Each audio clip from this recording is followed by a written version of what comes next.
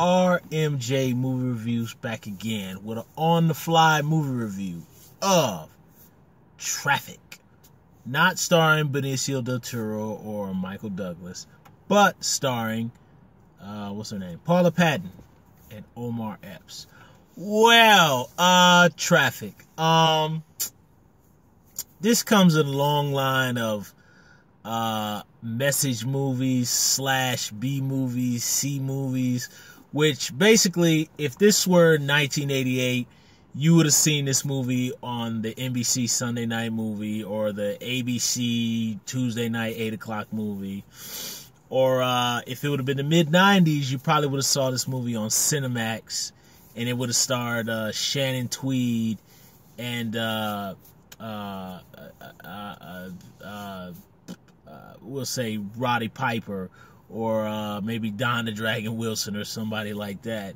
Or maybe one of the extras from Roadhouse getting a starring role, and it would have come on like at 3 o'clock in the morning.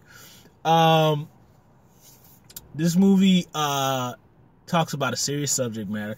Basically, Traffik tells the story of Paula Pattons. She's a reporter. Omar Epps is her mechanic boyfriend. And she's having troubles at her job, so it's really making her depressed, and she's knocking back the bottle quite a bit, like Denzel Washington and Nicolas Cage in Flight and Leaving Las Vegas. And John really loves her despite her workplace issues and substance abuse problem. And he just decides that he wants to marry her, and let's just take her up to this secluded area. But hey, it was the wrong time to do that, because it just so happens that a bunch of crazed, bloodthirsty bikers are sex trafficking young, nubile women in their ridiculous underground lair. And it's up to John and Paula Pattons to put a stop to it. And that tells the story of Traffik. And so this is really more like it's also kind of like a siege thriller, like a la, I believe, Rio Bravo or Assault on Precinct 13, or Night of the Living Dead, kind of, sort of. Any movie where people are trapped in a house and you got enemies surrounding, trying to come in to kill you or whatever. And, look, when I saw the trailer for this movie, when I saw Tyler Perry's Acrimony movie, I had no expectations for this film at all. It looked like exactly what I thought it would be, which was, again, if it was 1988, this would have been on NBC, NBC 8 o'clock movie. And in the mid-90s, this would have aired on Cinemax at 3 in the morning as a B movie. And that's exactly what it is. It's just got better actors.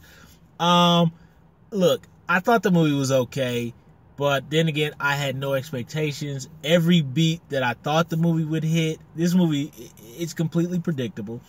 The only way you would be fooled by this movie is if you've never seen a thriller in your life. All the characters do the typical, dumb character moves to move the plot forward. There's a twist that anybody who's seen one of these movies before will know it right from the beginning. I guess there was one thing that I did think this movie was gonna deliver on before I saw it. Was I kind of thought the idea of sex trafficking and like these bikers, because the biker actor guys, they look very, very threatening, and they look pretty close to kind of like bikers that I've seen on the TV show Gangland that used to air on TV. I don't know if that airs anymore, but they look very, very threatening. So I thought that, if you put like beautiful women like Rosalind Sanchez and Paula Pattons, you got these very intimidating looking biker dudes coming in. I thought that would have lend itself to some serious vulnerability and threat. But really, it's not even that suspenseful. I mean, it does deal with the subject matter of sex trafficking and kidnapping and abuse of women. It doesn't revel in it like a Death Wish 2 or Death Wish with Charles Bronson style. But it does get a tad bit unpleasant towards the end, and it kind of creeps into Michael Winner Death Wish 1 and 2 territory a little bit.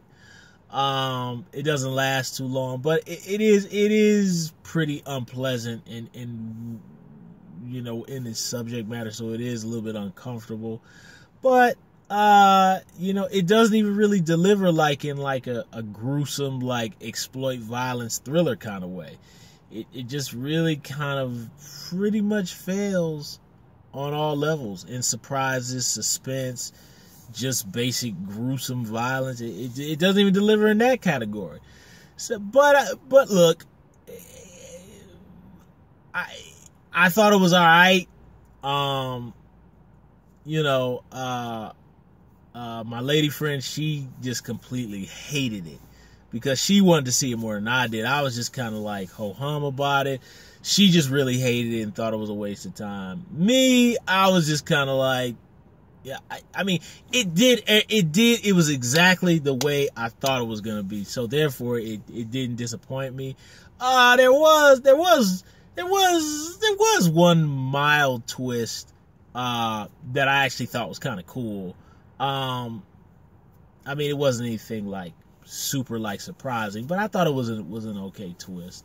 One thing I might add is, and I'm digressing a little bit, I'm not sure what's going on with Paula Pattons, but to me, in this film, and I'm not saying the way she plays the character, it seems to me, it just appears, I don't know if she's naturally twerky and hyper in real life, but to me, she looks twerked out and like really, and look, keep in mind, people, I've worked in that population with people who do drugs, real drugs, and I've seen it with the way they behave, and to me, her tics and mannerisms don't look like acting to me. They look like somebody who's on some stuff.